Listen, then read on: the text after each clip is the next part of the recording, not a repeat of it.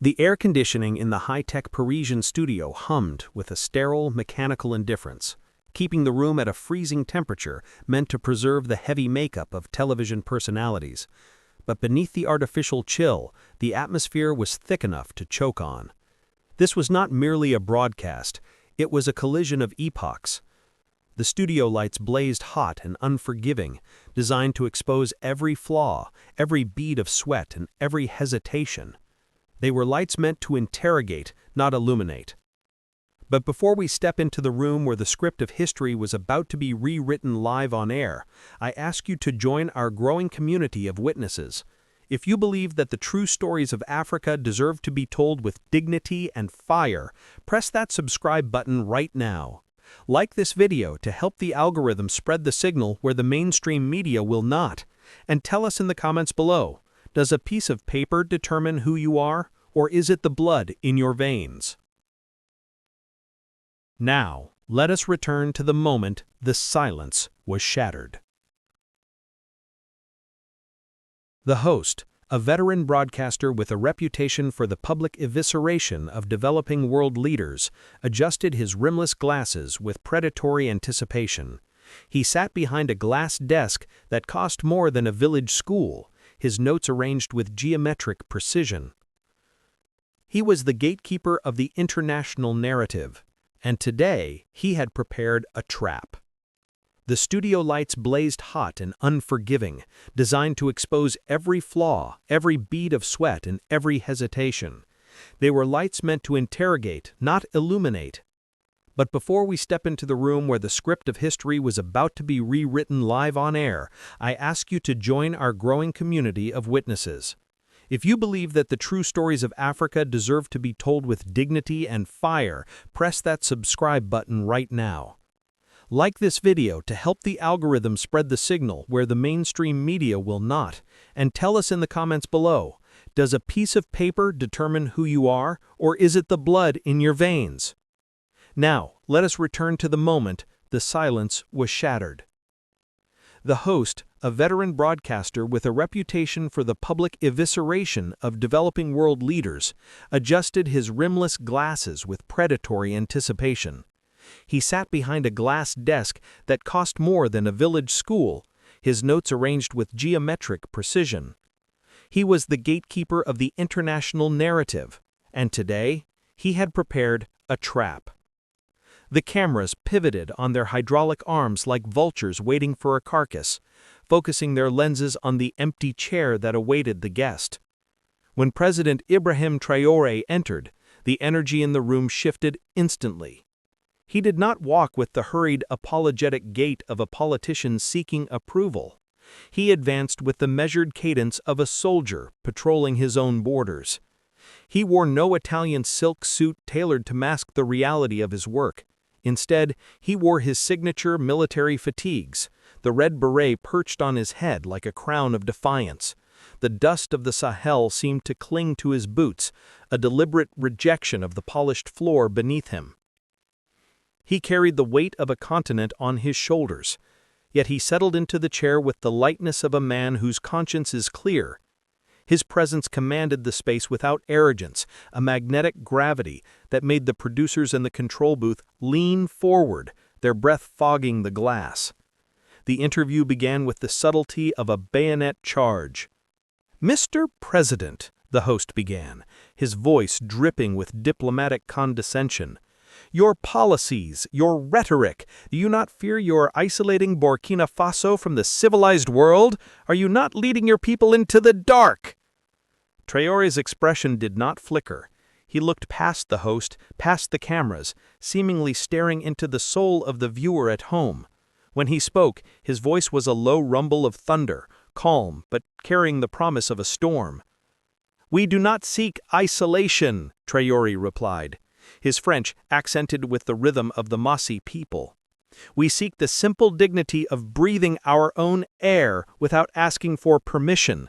If refusing to be a colony means walking in the dark, then we will be the ones to light the fire." The audience sat transfixed. The tension was a physical weight pressing against the ribs of every spectator. But just as the host opened his mouth to launch a second, sharper barb, something impossible happened. A tremor rippled through the back rows of the audience. It was a movement not scripted on the rundown sheet, a disruption that no producer had authorized. An elderly woman, frail as a dried leaf, but vibrant in a traditional indigo boo-boo, struggled to rise from her seat. Her weathered hands gripped the chair in front of her, her knuckles white with effort. The studio floor managers froze. This was live television. Perfection was the only rule. Two security guards in black suits surged forward, shadows moving to sanitize the frame, to remove the disturbance before the Western world could see a crack in the facade. The host's eyes widened in irritation. But before a hand could be laid upon her, Ibrahim Traoré moved. He did not shout. He did not stand. He simply raised a single hand, palm facing outward, halting the security detail in their tracks. It was a gesture of absolute command that transcended the studio's authority. The guard stopped mid-step, paralyzed by a look from the young captain that was sharper than any weapon they carried. The silence that followed was absolute. The cameras, sensing the shift in power, turned away from the host and focused entirely on the trembling woman. The lion's den had gone quiet, and in that terrified silence, history held its breath. The studio's atmosphere had fractured. The sleek, carefully calibrated tension of a political interview had evaporated, replaced by something far more volatile and ancient, the raw electricity of unscripted human pain. The veteran host, a man who had built a career on the precision of his words, found his mouth opening and closing in a silent pantomime of confusion. His meticulously prepared index cards were now just paper, rendered meaningless by the trembling figure standing in row 4. Traoré remained motionless, his hand still raised in that quiet command that had frozen the security detail, but his eyes, those eyes that had seen the dust of the front lines and the hunger of his people, softened. The steel of the military commander melted away, revealing the profound deference of a son standing before an elder. He leaned forward in his chair, ignoring the frantic signals from the floor manager to cut to commercial. In this cathedral of glass and light, he had just declared a new sanctuary. The woman stood like a ghost summoned from a forgotten era. Her frame was slight, weathered by 82 years of life that had clearly not been kind. She wore a traditional boo-boo of deep, vibrant indigo, the fabric patterned with symbols that spoke of harvest and lineage, a defiant splash of color against the studio's monochrome gray. But it was her face that held the room hostage. It was a landscape of deep valleys and etched lines, a map of survival carved by decades of silence. She gripped the back of the seat in front of her, her knuckles polished stones of tension. Her lips parted, quivering, but no sound emerged. Only a gasp, thin and sharp, escaped her throat. It was the sound of a dam beginning to crack. "Madame?" the host ventured, his voice regaining a shred of his professional sheen, eager to regain control of his show. Traoré cut him off without even turning his head. "He let her breathe," he said. The words were quiet, but they carried the weight of an order that could move battalions. She does not need a microphone to be heard. She needs a witness. Tears began to spill from the woman's eyes, tracking through the deep grooves of her cheeks. They were not the polite, dabbed-away tears of a studio audience member moved by a sentiment. They were a deluge, a sudden, violent release of grief that had been pressurized for half a century. Her shoulders shook with the force of it, the tiny cowrie shells woven into her headscarf clicking softly, a rhythmic, organic sound that echoed like a heartbeat in the dead silence of the room. Traoré nodded to her, a slow, deliberate movement. "Speak, mother," he whispered, though the silence was so absolute that his voice carried to the back of the room. "The world is listening."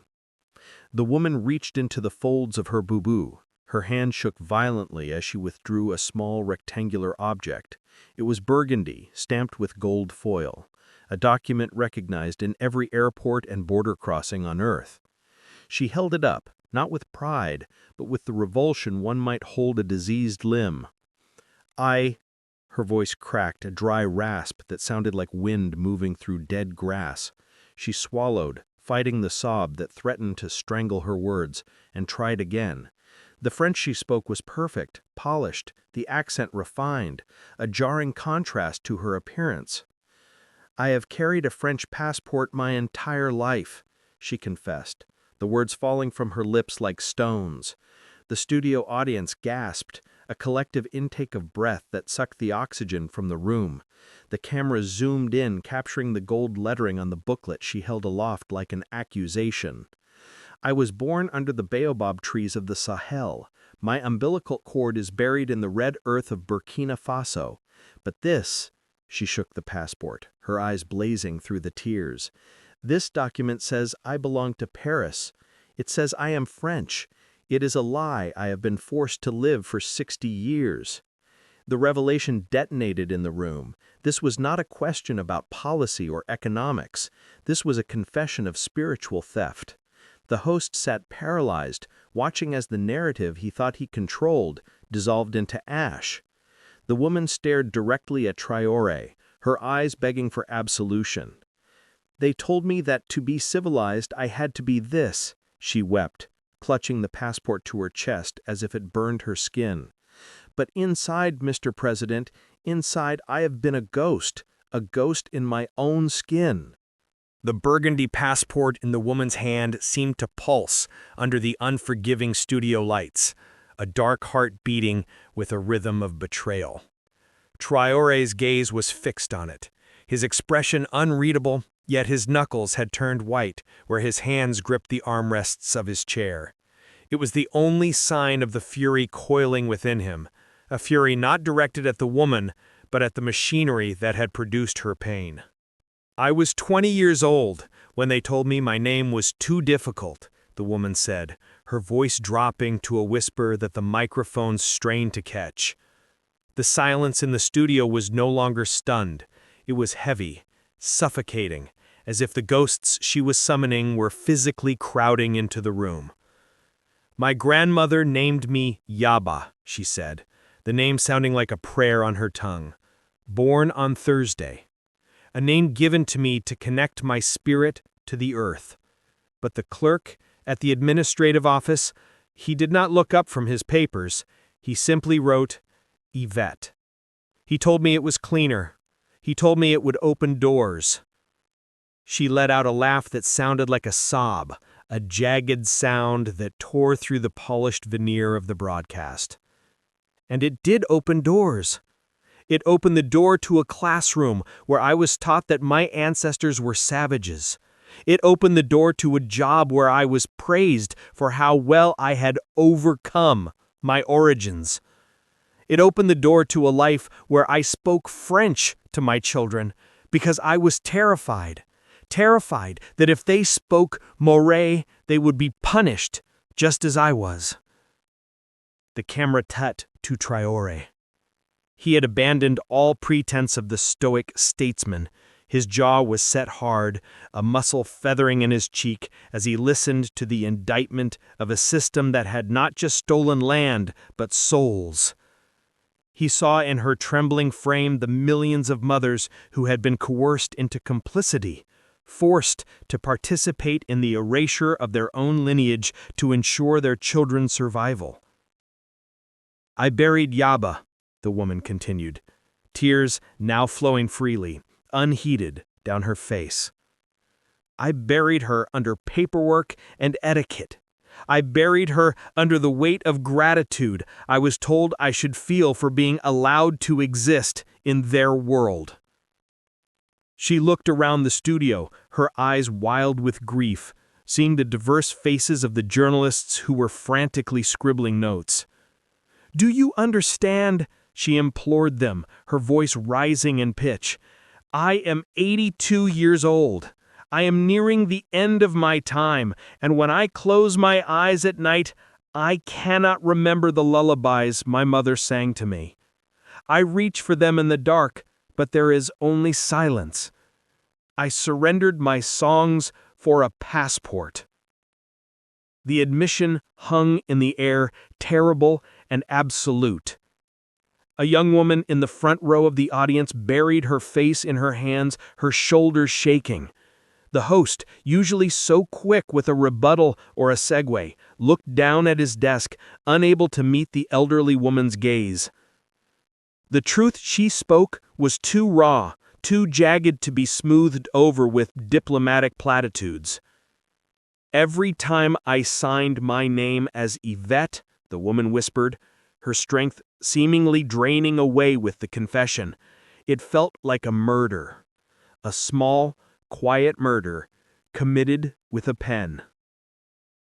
Her knees buckled. It wasn't a stumble. It was a collapse. The physical manifestation of a spirit finally crushing under the weight of a lifetime of masks. She sank toward the floor, the burgundy passport slipping from her fingers and landing on the sterile studio tile with a soft slap.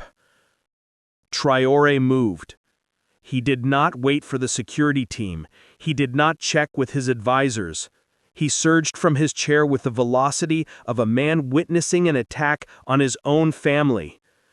The protocol of the interview, the sacred distance between the leader and the public, was shattered in an instant.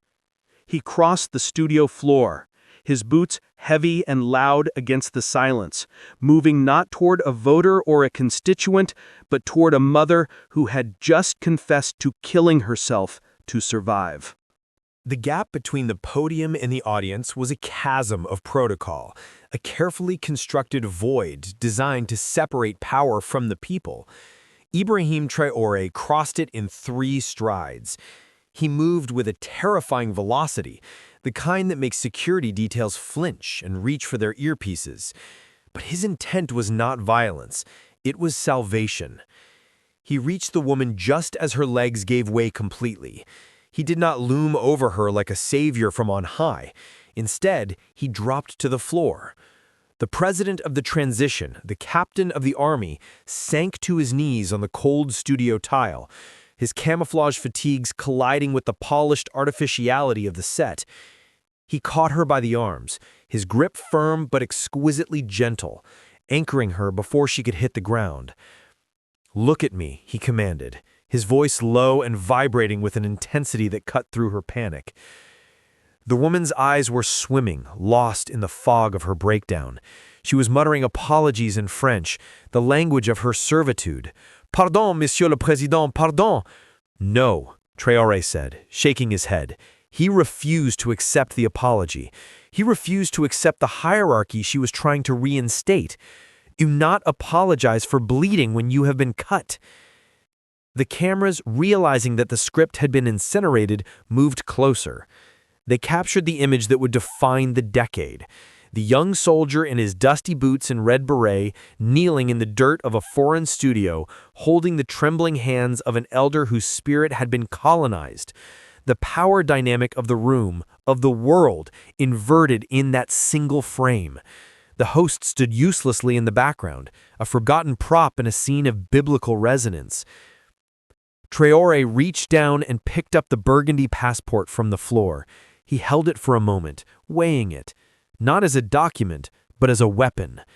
Then he looked directly into the woman's tear-stained face. "They named you Yvette to make you disappear," he said, his voice rising now, filling the cavernous studio, addressing not just her, but the millions watching through the lenses. "They gave you this paper to make you grateful for your erasure. But paper does not decide who you are. The blood does. The soil does." He placed the passport gently on the floor, face down, and took both of her weathered hands in his. "I do not see Yvette," he declared, his eyes blazing with a fierce, protective light. "I see the daughter of the soil. I see the keeper of the songs. I see the woman who survived the long winter of our history." The studio was so quiet that the hum of the lights sounded like a roar. Traoré leaned in closer, bridging the final distance.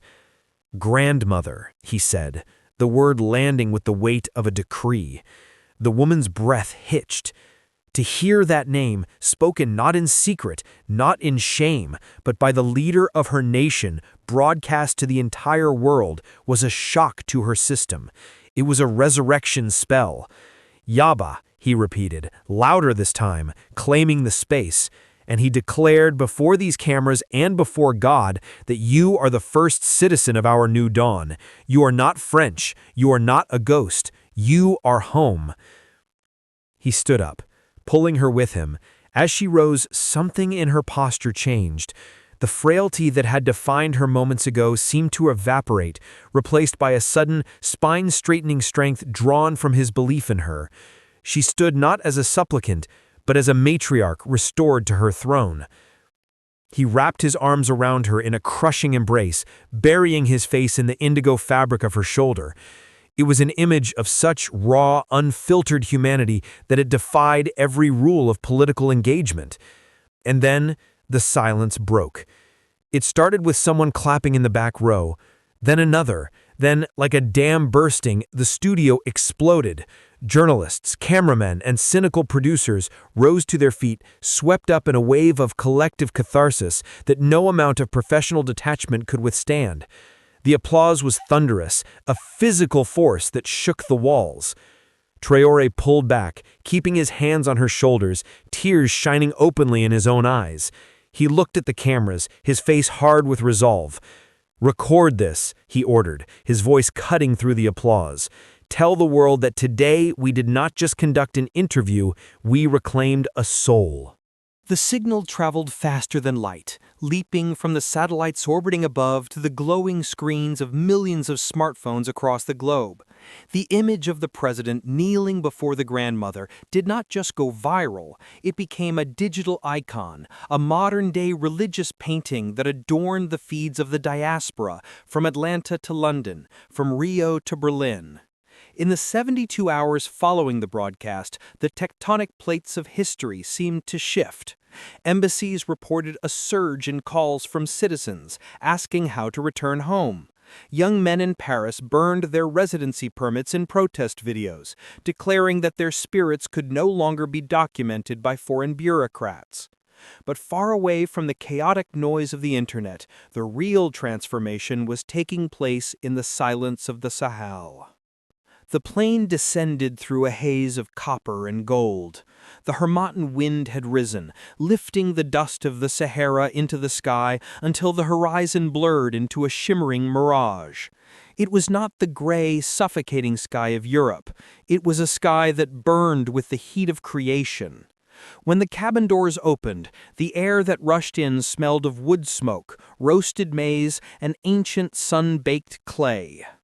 Yaba stood at the top of the stairs. She was no longer wearing the heavy winter coat she had arrived in. She was dressed in white, a color of rebirth. Her legs, which had failed her in the studio, now held her weight with a surprising steadiness. She took the first step, then the second, her eyes locked on the ground below.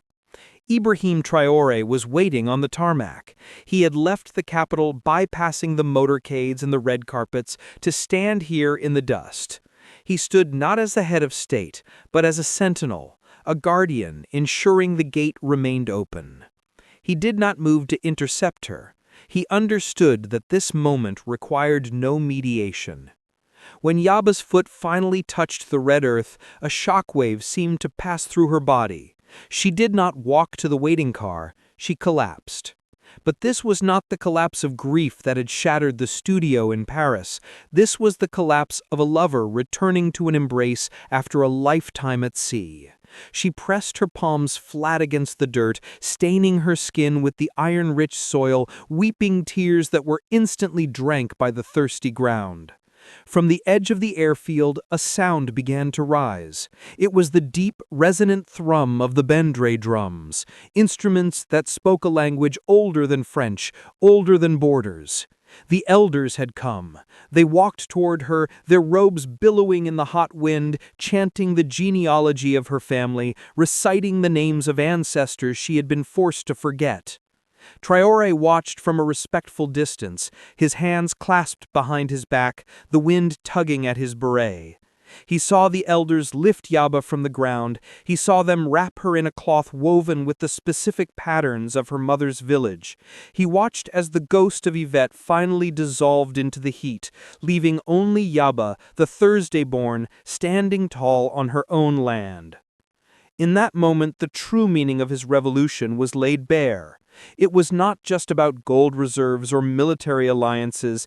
It was about this: the right to touch one's own soil and know without a shadow of a doubt that you are exactly where God intended you to be.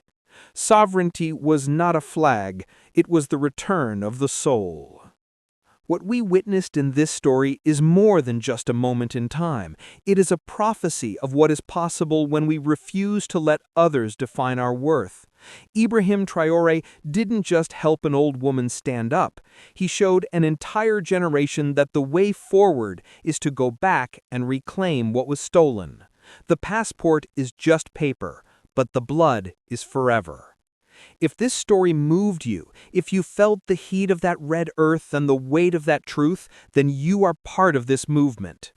Don't just watch silently. Smash that like button to let the algorithm know that African stories matter.